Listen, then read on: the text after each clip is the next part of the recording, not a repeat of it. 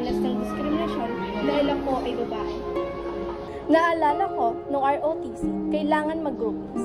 Lumapit ako sa grupo ng mga lalaki dahil nakita ko kunang pa sila ng isa. Ngunit, in-underestimate nila ako dahil ako ay isang babae. Di ko raw kasi kaya. Ako ay nakakaranas ng diskriminasyon dahil ako ay isang lalaki.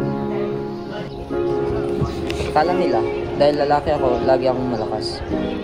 May time sa ROTC na nagdaing ako, pero pinagtawanan lang ako ng aking mga kabady.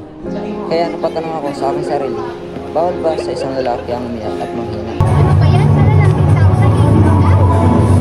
Kaya nga, totoo ba to? Ako po ay nakakaranas ng diskriminasyon dahil ako po ay parte ng LGBTQ. Madalas, nararanasan ko na hindi ako tanggap dahil sa aking kasarian. Tinatawanan, iniinsulto. Tuwing dadaan ako sa hallway, tinatawag akong bakala. Diba super disrespectful?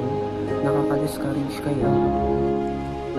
Makikita natin na hindi lamang isa o dalawang sektor ang nakakaranas ng diskriminasyon.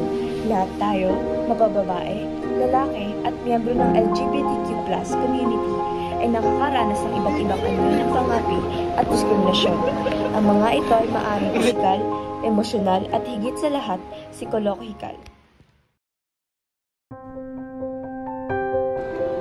Ang pagiging malakas ay hindi nagsusuka sa kasarian. Lalaki ka man o babae, may karapatan kang mapagod, huminga at umiyak dahil tao ka. Hindi kailanman dapat maging batayan ng respeto at pagtanggap ang kasarian ng isang tao. Sa mundo na madalas ay puno ng paghuhusga, tandaan mo ang tunay na malakas ay hindi lang sa pisikal na kakayahan, kundi sa tapang mong ipaglaban ang sarili mong halaga. Huwag mong hayaang sirain ng iba ang iyong loob, dahil ang respeto at dignidad ay hindi nila kailanman kayang kunin sa'yo.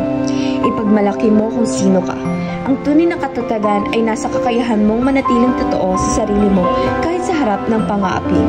Sa bawat pagsubok na malalampasan mo, nagiging inspirasyon ka sa iba na sa mundo ng diskriminasyon may mga taong patuloy na lalaban para sa pagkakapantay-pantay.